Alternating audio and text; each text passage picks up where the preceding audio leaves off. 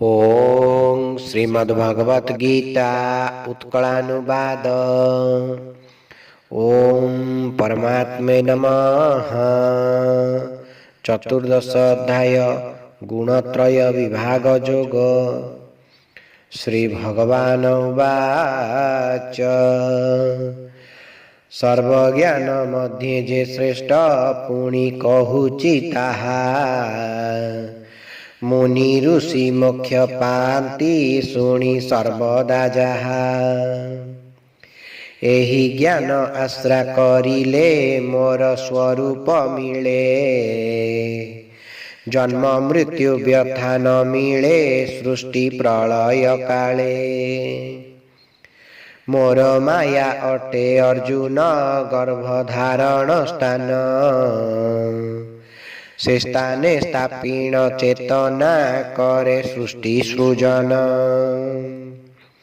सर्वभूतंकर अर्जुन माया अटई माता बीजदाता भावे मुअटे सर्वभूतंक पिता।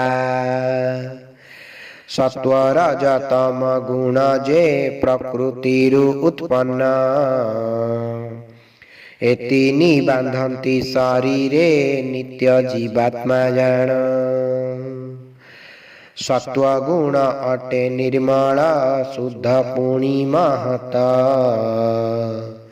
जीवात्मा को बांधे से सुख ज्ञान संगे सतत। कामना शक्ति जन्माए रज गुण जे पार्थ एहि गुण करे जीवात्मा कर्म फले आसक्त। अज्ञानता सृष्टि करई तमो गुण अर्जुन प्रमाद आलस्य निद्रारे बांधे जीवात्मा जान। सत्वगुण बांधे सुखरे रज जे कर्म फले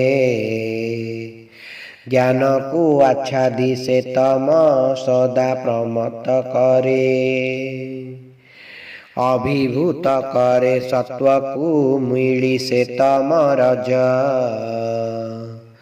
सत्व रज मिली तम को तम सत्व जे रज।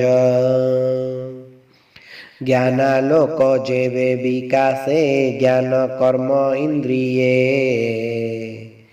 से काले जानिब अर्जुन सत्व बढ़े हृदय। रजगुण बुद्धि होइले बढ़े लोभ आसक्ति कर्मर प्रचेष्टा प्रवृत्ति आदि नाना अशांति। तम गुण बुद्धि पाइले हुए विवेक भ्रंश अप्रवृत्ति मोह प्रमाद जागे हे कुरु ईसा। सत्वगुण बुद्धि समय मृत्यु होइले पार्थ उत्तम पवित्र लोक जे जीव करई प्राप्त। रजगुणे मृत्यु दियाई नर जोनि अर्जुन तम गुणे मृत्यु दियाई पशु जोनि रे स्थान। सत्वगुण कर्म फल जे सदा निर्मल सुख तामसर फल अज्ञान रज फल जे दुख।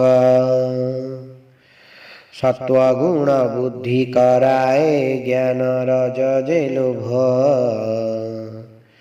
तम गुण बुद्धि कराए मोह प्रमद भाव। सत्वगुणी स्वर्ग लोक रे रजगुणी मर्त्य रे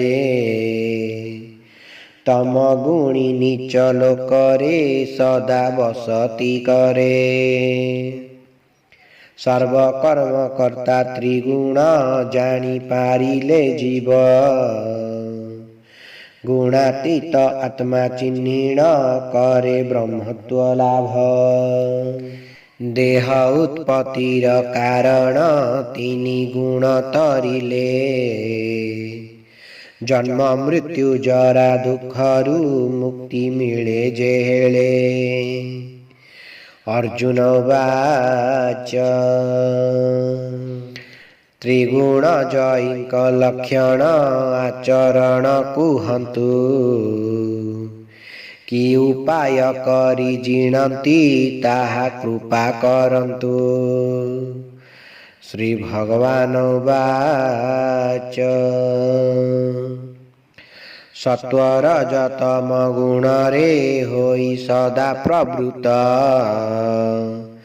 କାମନା ବିନାଶୀ ପାରିଲେ ହୁଏ ସେ ଗୁଣାତୀତ।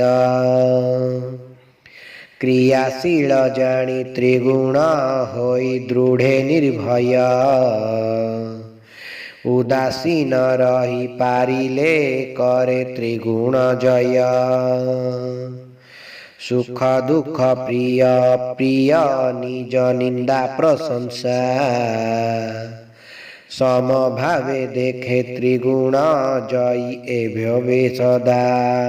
ଶତ୍ରୁ ମିତ୍ର ସମ ଯେ ଭାବେ ପୁଣି ମାନପମାନ। ଫଳାକାଂକ୍ଷା ଛାଡ଼ି କର୍ମରେ ରତ ରୁହେ ସଜ୍ଜନ।